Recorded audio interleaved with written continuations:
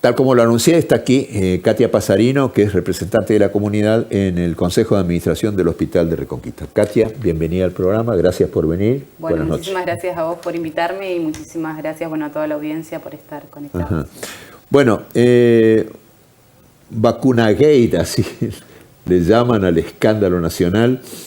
Dame tu opinión somera, cortita sobre ese tema. Y además en la provincia que se está pidiendo también muchos informes sobre este asunto. Vamos a empezar por ahí porque después vamos a terminar en Reconquista enseguida nomás. Sí, yo pienso que es un escándalo nacional, que es una vergüenza. Más allá de los nombres y apellidos de las personas que hayan accedido, es una vergüenza del gobierno, es una tomada de pelo a la ciudadanía. Todos quieren estar prevenidos, todos quieren tener la vacuna, todos no quieren enfermarse, todos quieren cuidar a su familiar. Entonces, mínimamente lo que espera de las personas que los representen es una cuestión, digamos, de ética, una coherencia entre lo que pregonan y lo que dicen. Si hay un protocolo que fue aprobado, consensuado, en donde la primera línea de vacunación es la gente de salud y después los adultos mayores, entonces mínimamente se espera que sean ellos los que respeten. Si nosotros le pedimos a la ciudadanía paciencia, que tengan paciencia, que a todos les va a llegar la dosis, mínimamente tenemos que pregonar con el ejemplo. Yo no puedo pretender que mi mamá o mi papá sean vacunados antes que el vecino que está en su casa esperando. Parece que es una cuestión de respeto a la gente y de coherencia entre lo que uno dice y hace, porque ¿para qué armamos un protocolo si después vale todo? Me parece que es una de las grandes causas del descreimiento de la gente. Bueno, hubo algunos casos en la provincia también. Hoy salió la ministra de Salud a dar alguna explicación por 30 vacunas que fueron desviadas y fue vacunado personal del Instituto Provincial de Estadísticas y Censo. Pero vamos a pasar de largo de la provincia porque eso está pedido informe, digamos, por parte de legisladores provinciales. Vamos al tema Reconquista. ¿Pasa algo o pasó algo similar en Reconquista? Hay muchos comentarios. De la vacunación se encargó directamente la Dirección y Región de Salud.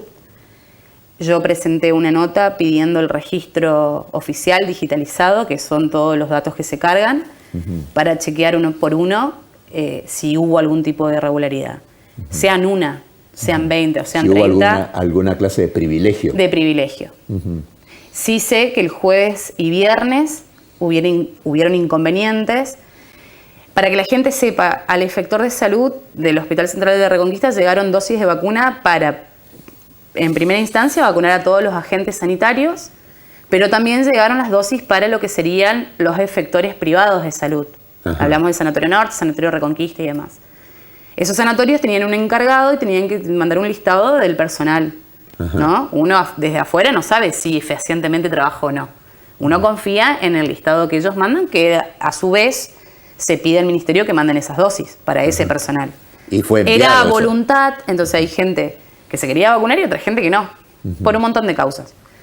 Lo que sucedió entre jueves y viernes fue que entre toda esta lista de gente que llegaba con una declaración jurada en donde ellos tenían que firmar y demás, con la firma y el sello de la institución a la que pertenecían de salud, se mezclaron varias otras personas. Esto lo sabemos por el compromiso de la vicedirectora Cardoso, que automáticamente se puso a corroborar y a frenar a algunos individuos que querían vacunarse porque aparentemente circulaba un mensaje en donde todos podían ir a vacunarse. Pero ese listado con esas personas, ¿quién lo mandó? Cada efector de salud, cada sanatorio, nosotros teníamos por servicio la cantidad de personal. Algunos se quisieron vacunar la primera tanda de dosis, otros no. Yo, por ejemplo, me vacuné el viernes pasado mi primera dosis. No me vacuné cuando llegó. ¿Vos tuviste COVID? Yo tuve COVID. Hace un mes y algo, 2 meses.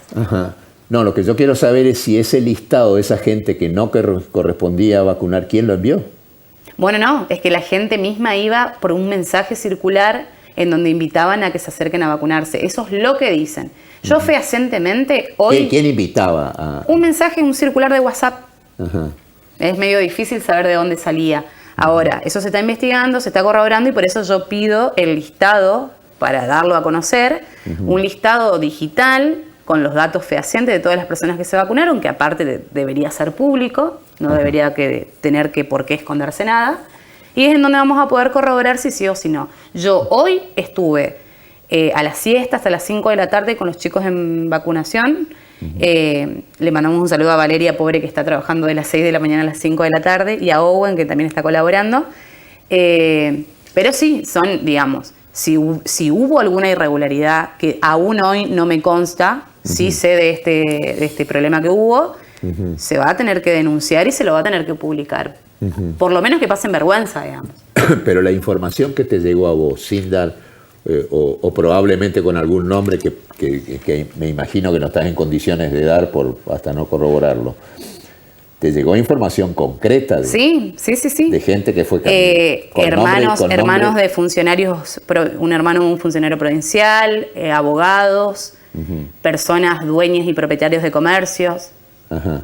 Que habrían sido nadie del vacunados. poder político hasta ahora. Que pero sí habrían gente que habrían sido vacunados de forma irregular. Ajá. Pero bueno, a ver, cuando empiezan a haber comentarios, algo hay. Lo que hay que hacer es sentarse con los papeles concretos y los datos y ver si sí o si no. No estoy en condiciones de dar nombre y apellidos, pero cuando los tenga lo voy a decir. Y el pedido concreto fue al director del hospital. Al director del hospital. O sea que eso fue ya la semana pasada. Sí. ¿Y todavía no hay respuesta? Todavía no. Lo que pasa es Eso que hoy... ser inmediato. Claro, lo que pasa es que como hay 2 personales afectados a esto, ¿viste? Ahora en la segunda tanda, le explico a los vecinos, en la primera tanda 600 dosis, la región de salud vacunaba en conjunto con el personal del hospital. Después, como había, digamos, era muy difícil poder coordinarlo de un efector y otro, había mucho amontonamiento de gente, se decide, entre otras causas, separar, doblegar la vacunación. O sea, región se dedicaba con su grupo, sus recursos humanos a vacunar todo lo que eran los efectores, los SANCO de salud y demás, y nosotros únicamente hospital y sanatorios privados. Bueno, ante eso, digamos, el personal estuvo más alivianado, pero hay que rellenar todo el mismo papel, documento de calendario que le dan a ustedes cuando le vacunan a sus hijos, lo mismo hay que rellenar, entonces hay una cuestión administrativa más detallada que hacer. Hoy faltaban 70 a cargar, de cualquier manera ahora están quedando alrededor de 40 dosis nada más. Ajá. O sea que quedan esas 40 dosis, se terminan y... Que se va a tratar de las personas, esta semana yo supongo que ya termina todo el personal de salud de ser vacunados, se está avanzando, la región de salud está avanzando con la vacunación de los geriátricos, y yo creo que la semana que viene ya estaríamos en condiciones de empezar a ver todos los abuelos que se han registrado en el link. Los mayores de 70 años. Todavía no tenemos fechas, no tenemos fechas de que van a llegar las dosis ni de cuándo va a empezar la vacunación. ¿Es cierto de que hay poco personal? Sí. Poco personal, poca gente trabajando, hay reclamos por parte de los gremios. Generalizado, decírtelo, falta personal en la guardia, falta reforzar para mí, ¿no? La parte de clínica, la enfermería y demás, y UTI. Después hay servicios como maternidad, quirófano, que bueno, que están trabajando con el personal que se requiere. Pero sí faltan. En los lugares críticos, álficos, están trabajando el personal. Realmente hay personal que hace 4 o 5 meses no se toman ni compensatorio, ni vacaciones, ni nada. Para que ustedes se den una idea, para que una cama operativa en terapia, 20 camas, tenemos que tener 10 enfermeras por turno. No lo tenemos, digamos. Y así, bueno, en otros servicios. Por otro lado, hay especialidades médicas que durante mucho tiempo, recordemos que durante mucho tiempo, no se han hecho tratamientos ambulatorios en consultorios externos, no se han programado cirugías. Entonces, hay algunas especialidades que estuvieron mucho más holgadas. Que uno de los planes A, B y C, cuando inició la pandemia, era bueno que ese personal se iba a destinar a lugares como la guardia, cosa que no sucedió. ¿No sucedió? No sucedió. No sucedió eso, sucedió también que muchas programadas se fueron suspendiendo, que hoy en día hay que ir poniéndose al día. Está bien. Y los terapistas que iban a llegar para la UTI, la unidad de terapia intensiva, nunca llegaron. Ese personal no se lo contó. Está bien, pero de acuerdo a lo que me decís, no más que falta de personal, una mala distribución del personal. Y no todos saben entubar, así que no todos pueden ir. Dentro del personal de salud que podrían estar trabajando en una UTI están kinesiólogos, que son los que hacen toda la cuestión respiratoria, están los terapistas y están los anestesiólogos. Los anestesiólogos nunca estuvieron en terapia, siempre estuvieron en quirófano, pero antes, cuando yo no sé si recordás, la gente seguramente sí, que yo salía a denunciar la cuestión del hospital de campaña, que hacían mucha publicidad del hospital de campaña, que yo decía, no tenemos recursos, no hay recurso humano. Ajá. O sea, vos podés poner en un lugar... ¿Se pide y la provincia no da bola o no se pide? Y no se consigue. A mí me pasa, Carlos, que yo, desde que entré en la gestión estoy con las especialidades pediátricas, por ejemplo, buscando neurólogos infantiles, endocrinólogos infantiles, neurólogos adultos. Y llega un momento que el recurso humano no quiere venir a Reconquista. Claro. Primero porque no incluso es conveniente por los montos que ganan. A mí me dijeron incluso que de la ciudad de Reconquista, por temor al contagio, tampoco quieren ir a trabajar. Sí, por temor al contagio, por una cuestión ¿cómo decirlo? De saber, digamos, que el pago en el hospital es lo que en 2 días hacen en el privado. Claro. Eso sucede. Lo otro que sucede es que mucha gente que se recibe, que podría estar en condiciones de venir a la ciudad de Reconquista o a la ciudad de Avellaneda, tienen que pensar, a lo mejor en Santa Fe trabajan en 4 o 5 lugares, 2 o 3 lugares privados y en un lugar público, tienen un ingreso fijo, viven con sus padres, tienen su pareja consolidada y al venir acá tienen que venir a alquilar y demás. Por eso que nosotros hablábamos de generar estrategias de vivienda y demás para que les sea conveniente al médico venirse. Disculpame que avance rápido, sí, pero para aprovechar el tiempo. Hubo fuertes protestas frente al hospital de familiares de gente que murió allí en el hospital y fuertes críticas. Tanto es así que el Colegio Médico de la Provincia de Santa Fe se solidarizó con los médicos que incluso dicen haber sido amenazados, el doctor Pereira y no me acuerdo cuál otro. Y también el gremio ATE se solidarizó con el personal del hospital. Dicen, y también hubo por allí algunos comentarios, de que el porcentaje de mortandad en la UTI Reconquista es mucho mayor al de los demás. ¿Es cierto eso? Te pregunto por un lado. Lo que te voy a decir es contundente. Yo creo que acá hay una responsabilidad política. No es responsabilidad de los médicos. Yo los veo trabajar todos los días, sobrecargados y desbordados, como los enfermeros.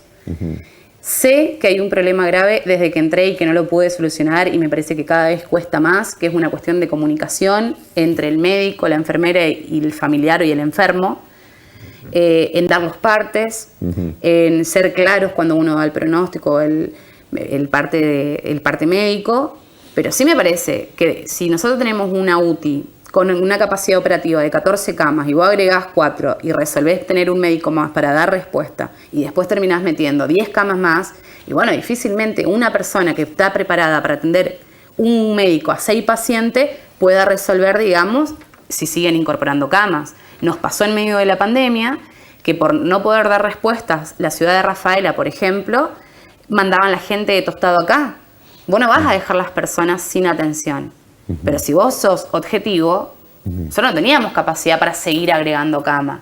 Claro. Entonces tenemos el resultado, médicos desbordados que no dan abasto, enfermeras desbordadas que no dan abasto, meses sin vacaciones, meses sin tomar compensatorio y una responsabilidad política, que es la de nosotros de haberlo permitido o no. ¿Y como consecuencia de ello un elevado número de muertes? Y yo creo, siempre les digo a todos, yo estuve conteniendo un montón de familiares.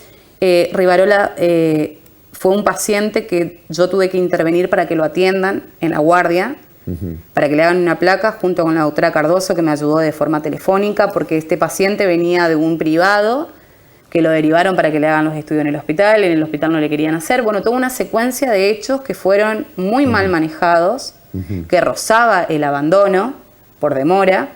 Entonces, yo entiendo a la familia. Yo no castigo ni mato a los médicos porque sé lo que trabajan y sé todo lo que están dando en el hospital. Se han salvado un montón de vidas, pero sí reconozco que hay cuestiones de demora, de falta de comunicación. Esta familia pedía a gritos ser derivado, habían conseguido todo y no se dio a la derivación. Entonces la familia del primer momento quería llevárselo.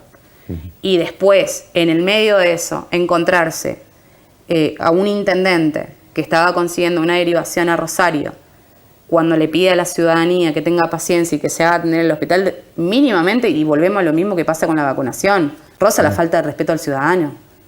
Porque nosotros tenemos que aguantar, quedarnos. Es lo mismo cuando el político te dice, tengan paciencia, hay inflación, ellos se siguen aumentando el sueldo y a ustedes le piden que sea solidario. Entonces, a cualquiera de nosotros te genera bronca. No estamos hablando de cualquier cosa, estamos hablando de la vida de un familiar. Cuando se le preguntó a Vallejos por qué a Rosario, dice que porque la mujer quiso irse a Rosario. Pero está muy bien, pero a ver... claro, pero bueno, pero si a mí me preguntan, me dicen, sí, llévenme a la Anchorena de Buenos Aires. El contexto de esta familia era así. Estaban en el mismo momento y en el mismo lugar que el intendente. La mujer del intendente no tenía máscara de oxígeno, tenía deshidratación. Este hombre tenía máscara de oxígeno. La familia pedía a gritos llevarlos. Se le consiguió cama para uno, pero el otro no. La gestión tenía que ser individual, pero no. Yo en esto comprendo a la familia. Y yo lo he dicho y lo he discutido en el marco del Consejo. El convenio con el DIPAES lo tenía el 107, sí. Guiapos tiene un convenio, eso es real. El señor Rivarola tenía convenio con Guiapos. Entonces, si yo, Katia Pasarino, que soy la representante de la comunidad, se me niega mover una ambulancia a Rosario porque no tenemos posibilidades de pagar viático de más a Rosario porque se deriva a Santa Fe y de Santa Fe a Rosario, y entonces, ¿cómo le explicamos a la comunidad de que algunos sí y otros no? Lamentablemente, yo no lo juzgo porque creo que cada uno, yo personalmente, cuando me agarró COVID y estuve mal y tuve que tener máscara de oxígeno, estuve en el hospital y estuve en mi casa con el grupo de médicos de Reconquista.